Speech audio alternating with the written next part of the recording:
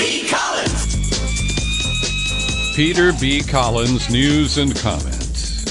It's Wednesday, September 13th, 2017.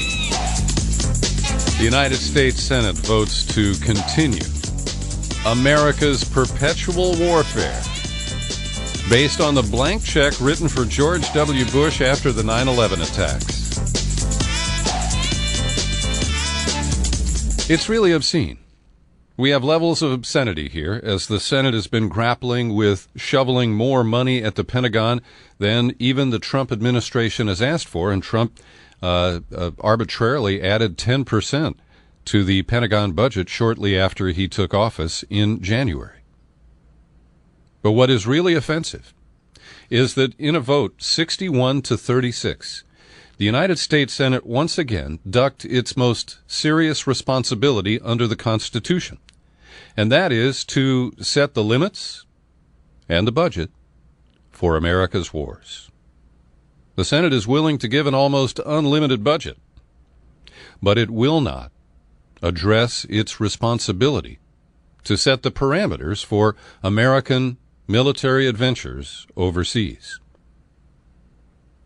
And I rarely praise Rand Paul, the senator from Kentucky, but he has led the charge in the Senate as Barbara Lee, Congresswoman from Oakland and a stalwart in the House, has led the charge there to repeal the authorization for the use of military force, the AUMF, that was rammed through the Congress just 2 days after the 9/11 attacks. And as you well know, I don't believe the official narrative of 9/11, and it then becomes the phony basis for the loss of our civil liberties under the Patriot Act and domestic surveillance, the failure of Congress to exercise its role in war-making powers, and the general cementing of excessive authority in the executive branch.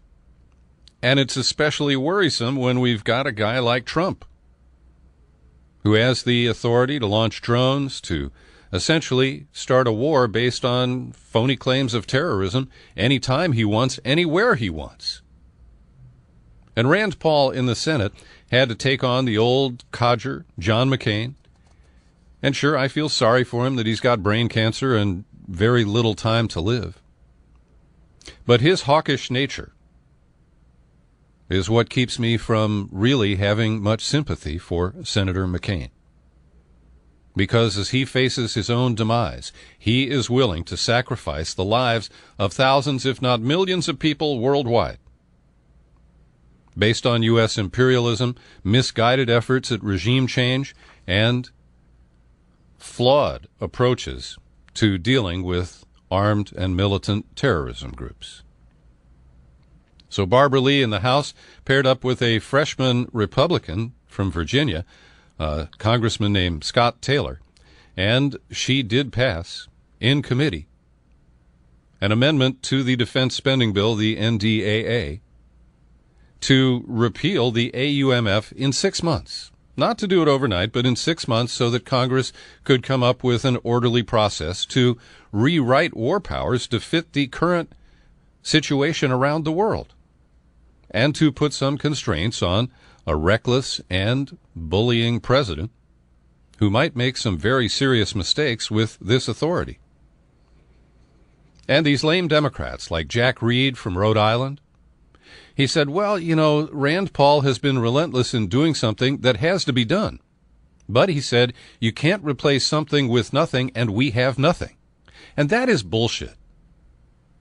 Because they can repeal this, make the effective date 6 months from now has been proposed in the House, and in a fashion that makes sense, as I said, write new laws that reflect the current dynamics around the globe. So after they cleared the way to defeat the repeal of the AUMF, the Senate went on in a 27-0 Armed Services Committee vote to approve a bill for Pentagon spending that's well over $700 billion, and it's $37 billion more than Trump asked for. This is, I mean, the word obscene doesn't do justice to what I'm talking about here. They authorized $500 million to provide security assistance, including weapons, to Ukraine. $100 million to help Baltic nations deter Russian aggression. And an extra, $705 million for Israeli missile defense programs. And that's nearly $600 million more than the administration had asked for. And when Congress shovels money at the War Department and doesn't provide any guidance through legislation, through war powers, on limitations of the use of that money, they're not only abrogating their oath of office and their commitment to defend the Constitution, but they are really setting the stage for more American military madness. And it's interesting to note the New York Times says that 3/4 of the current members of Congress, including Rand Paul and Tim Kaine, the Virginia senator who supported Rand Paul's repeal, they had not even been elected to federal office when Bush signed the AUMF into law. So the institutional memory that is held by certain people who've been there a while, like Congresswoman Lee, that fades. But do the new hires not read the Constitution? Do they not examine the oath that they make and the obligations that they have? Apparently not. And forgive me if you find me too literal about the Constitution, but it's my contract with my government, and I expect it to be observed.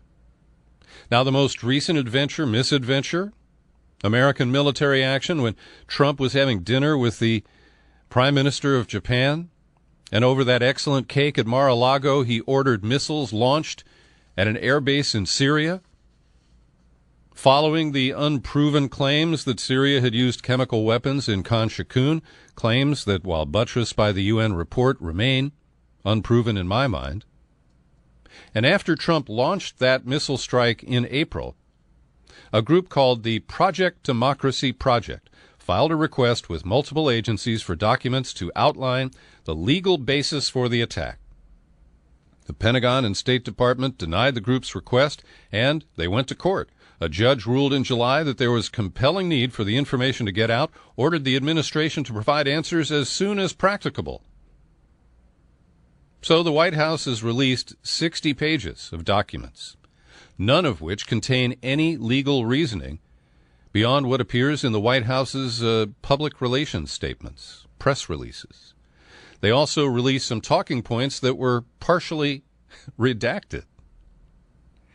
Now, this is a statement of arrogance, a brazen rejection of the rule of law, the separation of powers under the three branches of government. And once again, the stage has been set by the past, because Barack Obama used the AUMF and he played loosely with war powers. He challenged the Congress to pass restrictions on his airstrikes in Syria, and they didn't bother. So he claimed that, the blank check to Bush will cover this. And Rand Paul and Barbara Lee are absolutely correct that it is not intellectually honest to claim that so-called terrorist groups that did not even exist when the AUMF was passed in 2001 can somehow be included under the umbrella of Al-Qaeda. It's really preposterous, and the courts don't exercise their responsibility to require the executive branch to operate within rational thinking and within the Constitution and the law. And Trump thumbs his nose at any kind of accountability here, and America yawns. Now, these wars that have occurred since the AUMF was passed have led to the world's greatest refugee crisis in 70 years, since World War II. And yes, the United States has triggered this with elective wars for regime change. The crisis of refugees stemming from the Syrian war can be laid at our feet. And yet the Trump administration is considering reducing the number of refugees admitted to the country next year to below 50,000. And they make these bizarre claims that, the best way to deal with refugees is to provide money so that they can be resettled in the countries that they are fleeing from in order to save their own asses and their lives. And it is preposterous to think that someone who feared the Syrian government or feared the Islamic State should be denied entry into the United States or some other nation as a refugee and be told, well, look, we'll buy you some food and a tent, and you could just camp out down the road from where you used to live. I mean, this is so obnoxious, ruthless, and amoral. And Steve Miller, not the blues guitarist and guy who wrote Fly Like an Eagle, but Steve Miller, this right-wing nut who is the principal architect of Trump's hardline immigration policies, he proposed a number of 15,000 refugees. And there was big pushback, we're told, from the State Department and the National Security Council. But they're negotiating over numbers that represent people's lives. And they talk about how, we need to vet them more properly. Well, there's a vetting system in place, and Trump did prevail with the courts allowing his ban on refugees to hold until the Supreme Court reviews it in October. And there was some legal wrangling, but the Supreme Court held that position in a fresh ruling this week. But we have not provided a single plan or a single dollar to deal with refugees anywhere on the planet, whether allowing them into the United States or building resettlement camps in the region that they are fleeing. So I hope I'm not depressing you too much, but I find this news quite discouraging. And it leaves us with a very bleak future. At a time when humanity across the world looks to the United States, Fortress America has lifted its drawbridge and said, nah, we don't need you, we don't want you, and we don't care if you die, because we're making America great again. Meanwhile, sometime ally Turkey, which joined the U.S. effort in Syria only to make it clear that its real objective was to suppress the development of a Kurdistan, a Kurdish nation, carved out of Syria, Iraq, and perhaps Iran, perhaps Turkey. That's the number one focus of the Erdogan dictatorship. And to teach the United States a lesson after we charged his security guards with brutally assaulting protesters when he visited Washington earlier this year. And there's a lawsuit also pending against a group of Turks, including a foreign minister, accused of breaking U.S. sanctions against Iran. We're told that that has pissed off Recep Tayyip Erdogan. And so he responded by signing a missile deal with Russia. And while Turkey is free to buy its killing machines from, I guess, anywhere on the planet, this is a real repudiation of the United States, and it throws the NATO alliance a curveball. Because NATO, purportedly, so that there's interoperability when the different component nations join forces in some military action, so that our fighter jets are the same as their fighter jets. It's really a way to preserve the American security sector, the military-industrial complex, and its dominance over the World War machinery. So it'll be interesting to see how Trump deals with this. He likes the authoritarian side of Erdogan. He just doesn't like to be on the receiving end of a stiff arm. Now, you may recall that Mike Flynn was this guy who was top advisor to Trump during the campaign. Then he was named national security advisor. He was bounced, purportedly for failing to be honest about his contacts with the Russian ambassador. But we've since learned that Mike Flynn was actively lobbying for a Turkish entity and was trying to engineer either the extradition or the kidnapping of Fethullah Gulen, this bizarre imam who's in exile in Pennsylvania, who Erdogan blames for the attempted coup, which may have been completely staged, last July 15th. That's in 2016. And so Mike Flynn and his son, who were working together at the Flynn Intel Group, a lobbying and consulting firm, I believe should be under deep scrutiny for the Turkey connection. There was even a bizarre meeting attended by a former CIA director where Mike Flynn talked about kidnapping Gulen. But we're told through various leaks from the Robert Mueller special counsel investigation that the focus is on Flynn, father and son, and a plan that we hadn't heard about before, at least I hadn't. The idea was some sort of a partnership with Russia to build more than 40 nuclear power plants in the Middle East. The plan called for the creation of an international consortium, U.S., French, Dutch, Russian, Gulf Arab, that is, British, Ukrainian, and Israeli companies. The plan included a way to control spent fuel. Now, this is the first I've heard of this, but it is, at minimum, a very ambitious project. No nuclear power plants have been built recently, except those that had huge cost overruns. And, of course, after Fukushima, we should all be committed to shutting down every nuclear power plant in the world. But the greedy bastards who gravitate to Trump, they have no ethics. They have no concern about the future of the earth. It's just about lining their pockets and enhancing their power in the present day. Every day I like to pause for a second and thank the people who support my work here at the Peter B. Collins Podcast with your subscriptions. Benny Alto, he's got subscriptions for each of his dogs. Woof, woof. Ed Berwick just took out a new annual subscription. Pat Garay is a monthly subscriber.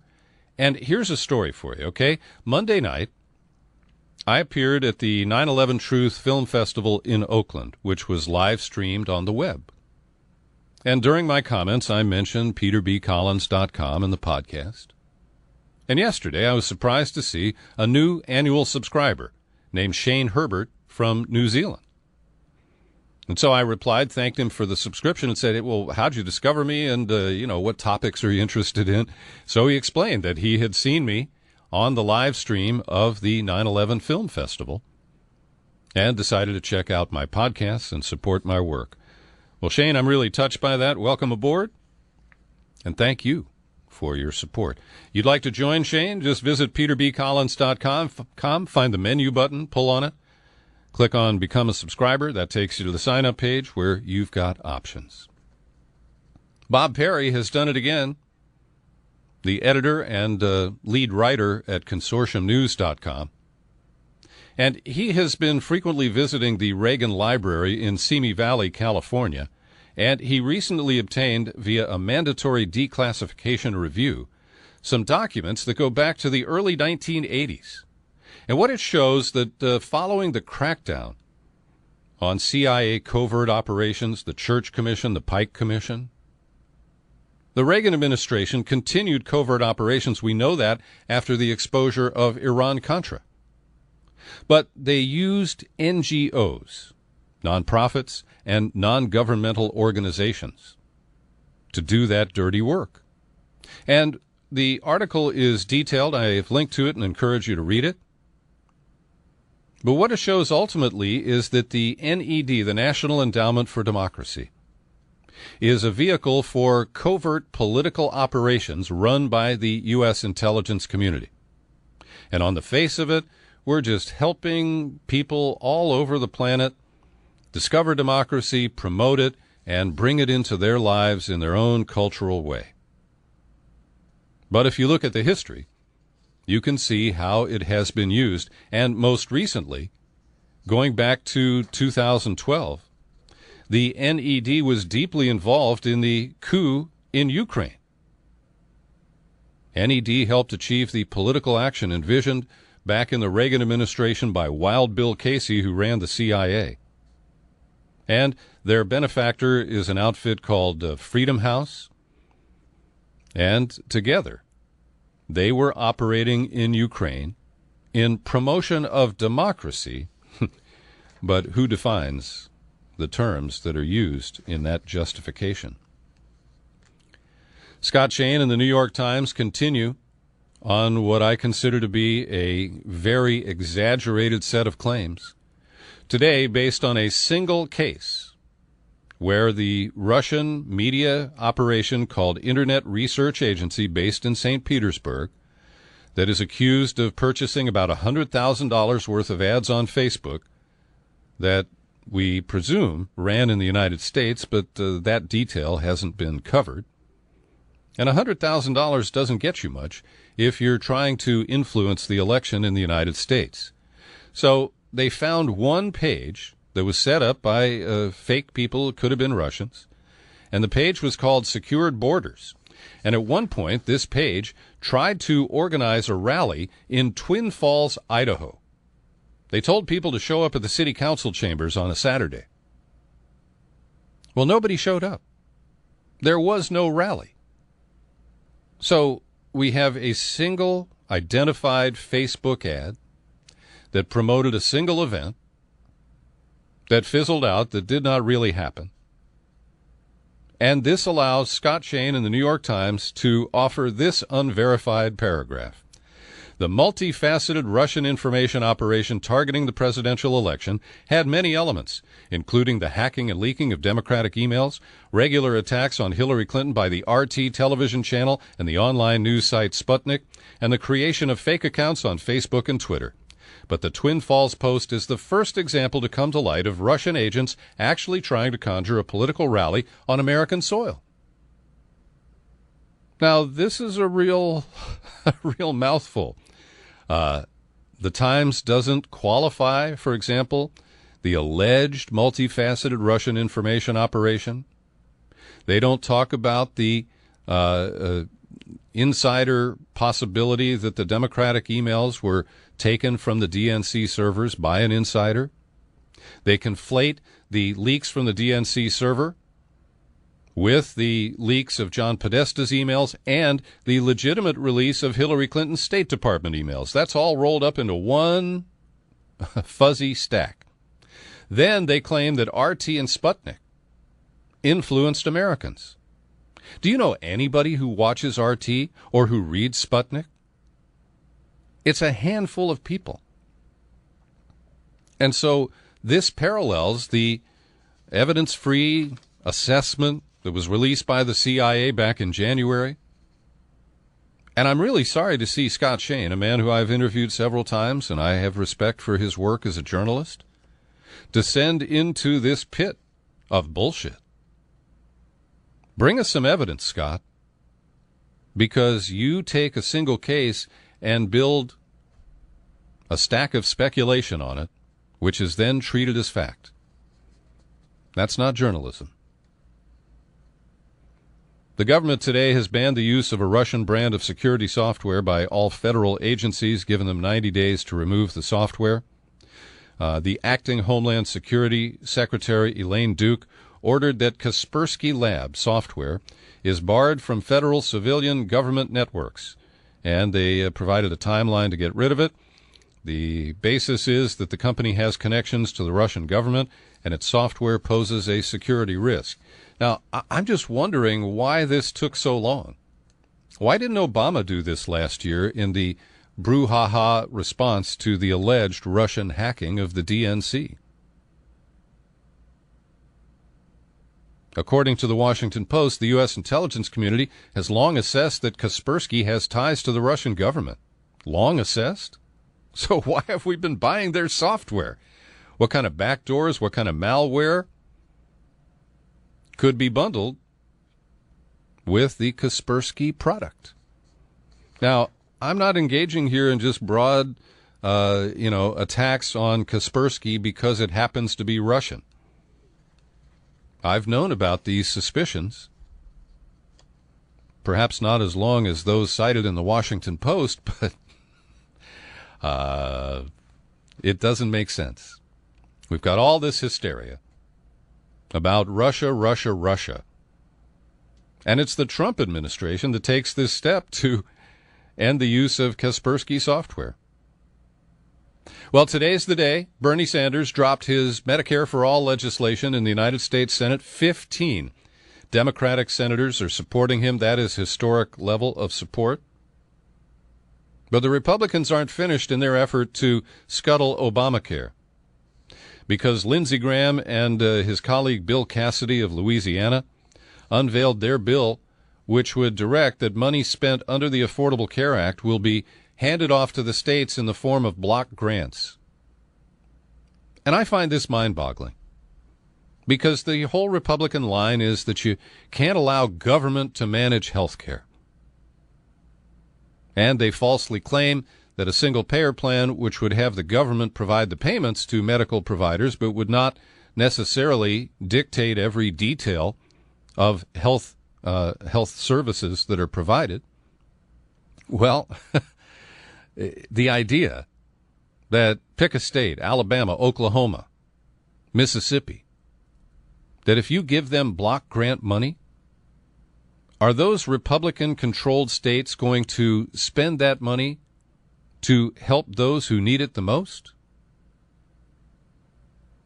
And will a patchwork system, where every state is a little different on who qualifies, what level of subsidy they might get, whether they get access to a doctor to begin with, I don't see how anybody can argue that that's an improvement over what we have under Obamacare. So it doesn't appear that the Republicans have enough votes to pass the Graham-Cassidy package. And, of course, we know that there aren't enough votes to pass the Medicare for All package that Bernie Sanders has put forward. But we are getting some details. Sanders' bill would eliminate deductibles and most other out-of-pocket costs for consumers. There might be a limited copay in order to encourage people to use lower-cost generic drugs. The law would allow the Secretary of Health and Human Services to actually negotiate prices with drug companies. That is banned under Obamacare right now.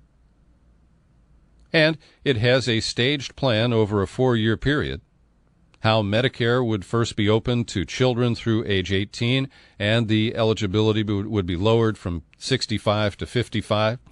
In the next year, eligibility would go down to 45, 35 in the third year, and then everyone would be covered in the fourth year. So it's got a long way to go, but it is an important statement of the values of Bernie Sanders and the Democrats who are supporting him.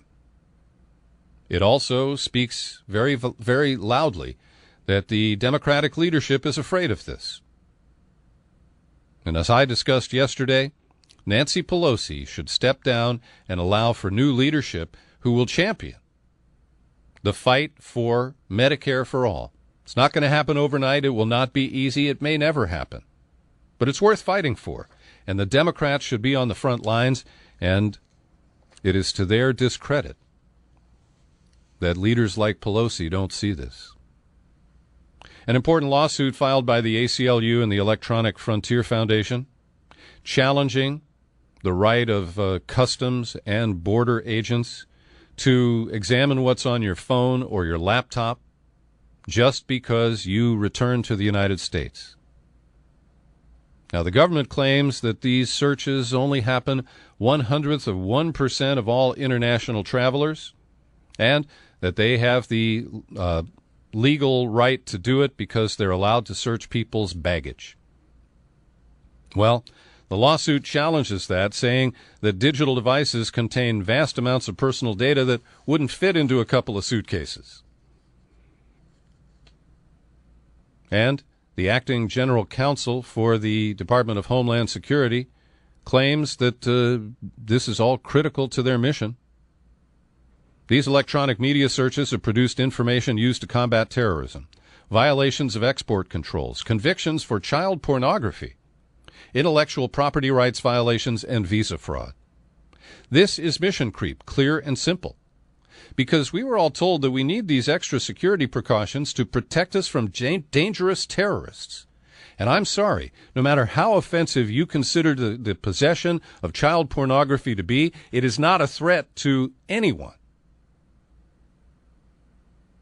And the idea that because kiddie porn is so unpopular, that you can lump it together with other categories of violation to justify dragnet searches of innocent people who are not suspected of a crime and where no warrant is present, that is flatly unconstitutional. And we're hoping that the 2014 Supreme Court decision that was written by the Chief Justice regarding searches of cell phones without a warrant will become the precedent that leads to a ruling in favor of our right to privacy, especially at the airport. I've been following the hack of Equifax. 143 million people's files were hacked. We have no idea if all those files can be used by the hackers. There's a lot we don't know, and Equifax has not been very forthcoming. In fact, they have been trying to trick people into investigating their status, accepting a one-year plan of privacy protection, but preventing those people from suing Equifax. Now, Equifax says they have lifted the onerous language that required solo binding arbitration of any disputes. But based on today's New York Times and an article by a consumer reporter, Ron Lieber, it's clear that there's a lot we don't know. And Equifax is not really being expansive or responsive to consumer demands. For example, this reporter says he asked Equifax repeatedly what phone number people should call to request a new PIN number for thawing freezes on their accounts. And he can't get an answer to that. Also, if you freeze your account, it prevents other people from accessing the file, which means you won't get a credit score if you're applying for a car loan or a mortgage or something like that. And the damage here could affect people for years to come. Here's a surprise for you. The House of Representatives collectively flipped the bird to Attorney General Jeffrey Beauregard Jim Crow Sessions III because they passed an amendment to the Secure and Prosperous Appropriations Act that will roll back Jeff Sessions' expansion of asset forfeiture. This is where the government claims they can take your money, your car, because it was the product of ill-gotten gains, and even if you're never convicted in the case that brought the seizure, 9 times out of 10 the government holds on to that, and they use it for purposes that are often nefarious. So let's name names. Amendment 126 was sponsored by Justin Amash, the interesting conservative Republican from Michigan, Ro Khanna, a freshman from Silicon Valley, a Democrat, Washington State's Pramila Jayapal, and Hawaii's Tulsi Gabbard. I'd like to thank them for protecting our rights from confiscatory police agencies. The city of Berkeley is girding for more protest in the face of right-wing provocateurs who insist on coming to campus, knowing that it's likely to provoke a violent outburst from the Black Bloc and Antifa. And I deplore the violence. I don't want to see it happen. And I am an extremist on the First Amendment. Ben Shapiro is the right-wing nut who is scheduled to speak tomorrow, and I defend his right to speak on the campus at the University of California at Berkeley. But the young Republican who invited him, Bradley Devlin, says, I'm expecting a riot. And he infers that that's the way he'll get the kind of publicity that he hopes to turn Ben Shapiro into a conservative icon. So even though this guy Devlin says he opposes violence in any form, it's with winks and nods and dog whistles that he's hoping that hooded, stick-wielding assholes will come out and create a violent scene and turn these right-wing nuts into victims of censorship and oppression. And if you're an Antifa person, I plead with you, don't go to Berkeley. Don't give them what they want. I know you rationalize it saying that you don't support Nazis and that you need to confront them and that they're not going to go away if you be nice to them. But this kind of violence undermines what I think you're attempting to do. I don't expect anybody to listen to me, but I feel the need to say it. And finally today, Freddie Gray will not find justice in Baltimore. He was the man arrested by police. They threw him in a paddy wagon, and they drove him all over town without securing him in the back. He wound up at the police station with a broken neck, a spinal cord injury, and he later died. And the efforts to bring the bad cops to justice have failed. There were a couple of trials that ended in a mistrial. The district attorney gave up trying to prosecute in Baltimore, and yesterday the Department of Justice, now run by Jeff Sessions, surprised no one by saying that there will be no charges brought for civil rights violations against Freddie Gray by the police officers who led to his death. And it's really sad. And it shows my bottom line is still the case. And that is, until good cops are willing to stand up and testify against the bad cops in their ranks, we will see the wide distrust that communities have for most police departments and the outbursts of violence that occur when people have simply had too much. Thanks for listening to my news and comment podcast. As usual, this one's available on YouTube, and I'm Peter B. Collins. Happy trails to you until we meet again. Happy trails to you. Keep smiling.